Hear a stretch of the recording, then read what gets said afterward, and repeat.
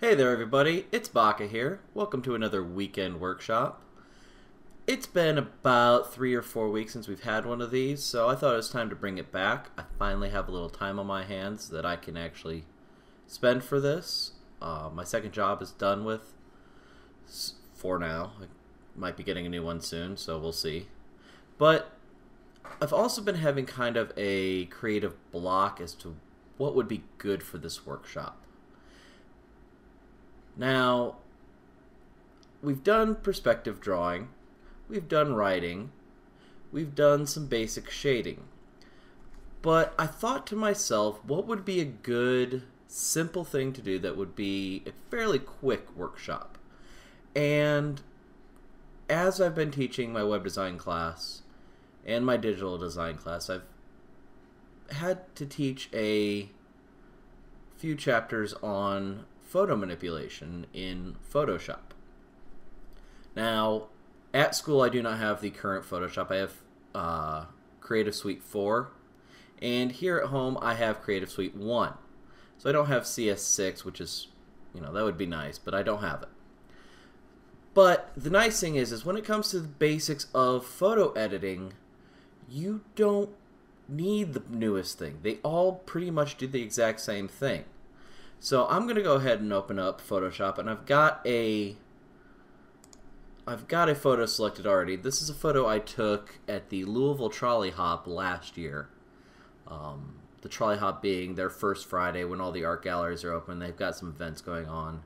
And outside one of the galleries they had a fire breather, fire eater, whichever you want to call it. So that's what this is a photo of. Now, that's nice, I don't care. Nah, not you guys. I care about you. So what I want to do is, as I look at this photo, there are a few things that could use some editing. First off is that the subject of this photo takes up a very small amount of this photo. This photo could be cropped and made to be a lot better. Now when I go to look at the size of this picture, this is a 72 pixels per inch picture. It's internet quality. It is about 7.5 by 13 1/3 inches long. This was taken on my cell phone, so it's almost got a panorama type of view. Now I don't need that. Now I'm not going to go around changing the resolution. This is one that I happened to upload to Facebook, so I pulled it right off of Facebook. So I'm not going to change the actual images, but what I want to do to start this off is I want to crop it. I want to get rid of all of the extra stuff that I don't need. However, I want to make sure that I'm cropping it in a precise way, because I could just take the crop tool and I could make some sort of general guess and say, yeah, let's crop it to here. And I just hit enter. We've got a fairly decently cropped picture. However, if I'm creating a photo album of stuff, I want them to be evenly sized. Maybe if they're not all the same size, I want them to at least be evenly sized. That could have been who knows what. So what I like to do is I start this off by making sure that I can see the rulers that are being displayed. And if you go up to View, you can go to Rulers and click it, and it will bring those up. Now for me, what you can do is you can move your mouse down into your photo, and if you look up at your rulers up in this area, you'll notice that there is a little dotted line, and there's one on the top and there's one on the side, and that will tell you where you are. However, you can still get some inaccuracies with that. So what I'm going to use is I'm going to use a feature called guides. Now I use guides all the time. Actually, let me cancel all that. I use guides all the time because it really helps with making sure your cutoff spots or when you're lining things up, that it's super accurate, that it's always going to line up properly. So the way to get to guides, if you go to View and then go down to New Guide, it pulls up a window and it gives you an option between horizontal and vertical. Now, the vertical guides means it will give you a vertical blue line. It's not a line that would actually show up in your photo, but it is a line that, well, depending on where you put it, it will show up there and you're able to actually go from there. So I'm going to look over, and I would say at about 1 inch would be a good. So all I have to do is type in 1. You don't have to write in inch afterwards. And it brings us this nice nifty blue line. Now I'm going to look over, and I think 5.5 would probably be a good one. So another, it's on vertical, 5.5. And now we've got a bounding on the right side. Now if I'm looking towards the bottom, I look, and I think at 9 inches that seems to be about right.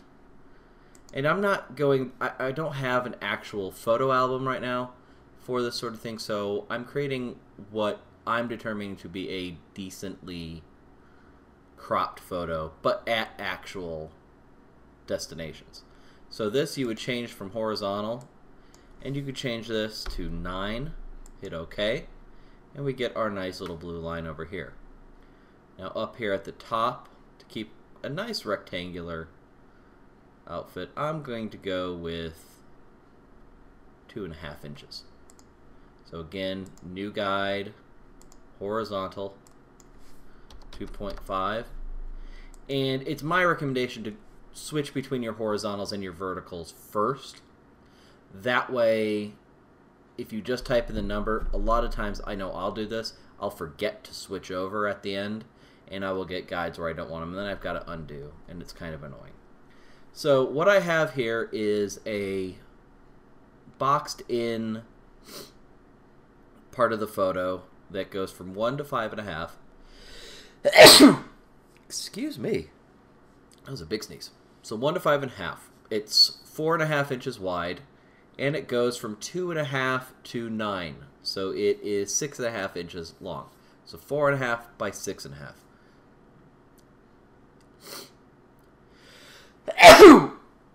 Pardon me again. Now, what you can do is 4 by 6 is a perfectly legitimate size of a photo. 4.5 by 6.5 isn't really. So I'm going to make a slight alteration here. I'm going to go back to new guide, and I'm going to move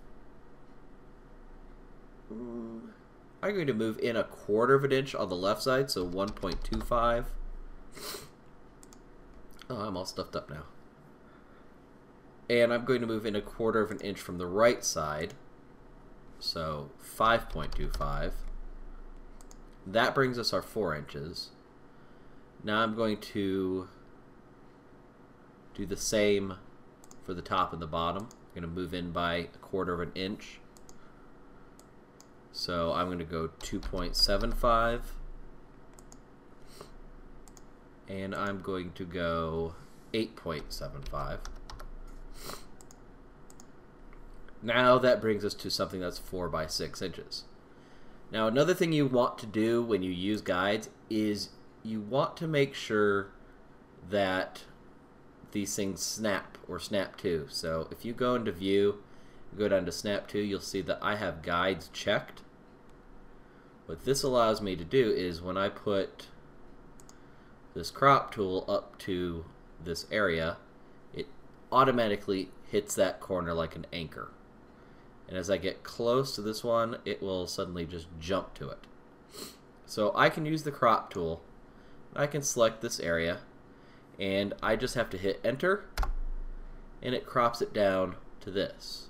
Now I don't want to have to look at all these blue lines, so I'm going to go to view, clear guides, and they're gone. So I now have this, and at 100% this is what it looks like. Now there are other things I could do to this. I could try to take away some of the graininess, but that's going to be an edit for a later date. So I'm going to stop now.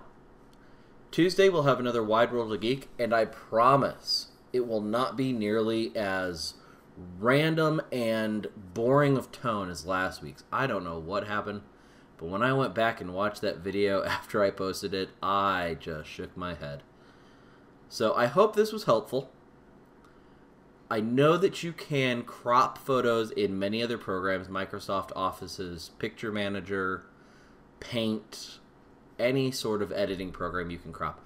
But cropping in Photoshop allows you to crop to specific sizes. This is something that's very helpful when you are building a website.